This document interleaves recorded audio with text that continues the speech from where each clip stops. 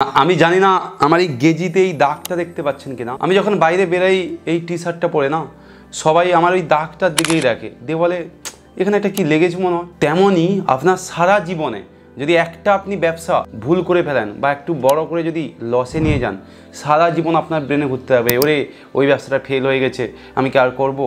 তখন আপনার মধ্যে ভয় আসে। তেমন আপনার ক্যারেক্টারও যদি একবার খারাপ হয়ে যায় না, দ্বিতীয়বার কিন্তু সেই ক্যারেক্টারকে ফিরিয়ে আনা যায় না। তাই এই গেজির দাগের মতোই আপনার ক্যারেক্টারকে এবং আপনি যে বিজনেসের সিদ্ধান্ত নিচ্ছেন সেই বিজনেসের সিদ্ধান্তকে অটুট রাখতে হবে, তবেই কিন্তু আপনি সারা জীবন সেফ থাকবেন। আজকে আপনাকে আমি কয়েকটি ব্যবসা আইডিয়া দিব যেগুলো সারা জীবনে কোনোদিন বন্ধ হবে, যেগুলো প্রত্যেকে করলে প্রত্যেকের জন্যই প্রফিট হবে, কিন্তু ইনভেস্টমেন্ট বেশি থাকবে। ব্যবসাগুলো 5 মিনিট বা 6 মিনিট টাইম দিয়ে শুনুন, আই থিঙ্ক এটা আপনার জন্য বেটার হবে। আমি গতকাল মন্দারমণি গেছিলাম। মন্দারমণি যেতে একজনের সঙ্গে কথা বল, সে লোকটা খুব গরিব পরিবারের ছিল।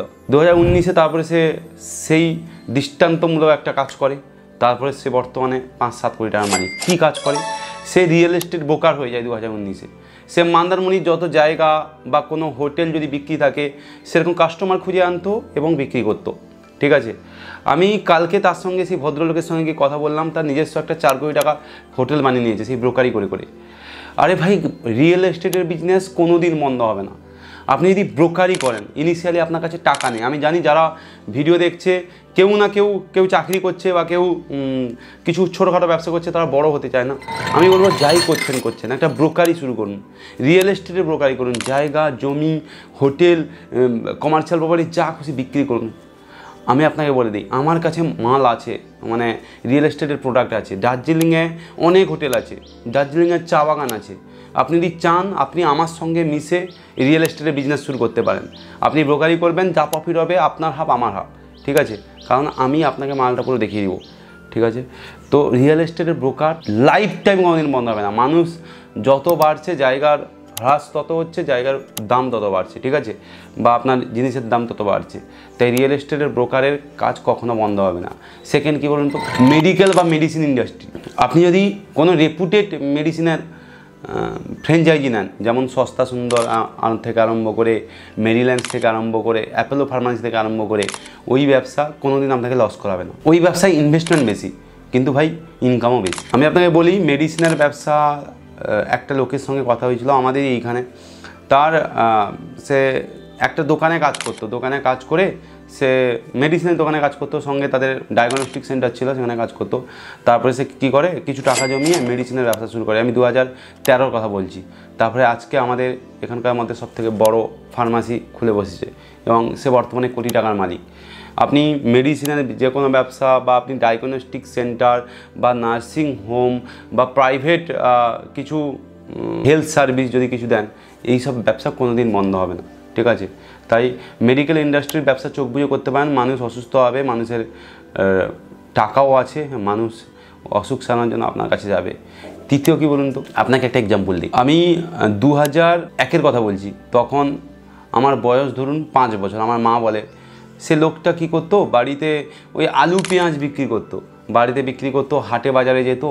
তারপরে সে কী করে, তারপরে ধীরে ধীরে সে সোয়াবিন টোয়াবিন আর বিক্রি করা আরম্ভ করে। একটা হাট, জানি না আপনারা জানেন নাকি, ওই যে প্রতি সপ্তাহে 1বার বা 2বার বসে, ওই হাটে করে ও জিনিসপত্র, ভুসিমালের জিনিসপত্র নিয়ে বসা আরম্ভ করলো। ঠিক 2004-05-এর কথা বলছি। তারপরে ধীরে ধীরে সে বড় হতে বর্তমানে 2টো ভুসিমাল দোকানের মালিক। তার মিনিমাম 1.5 থেকে 2 কোটি টাকার শুধু জায়গা কিনে রেখেছে। আমি আমার বাড়ির কাছে আমি কথা বলছি।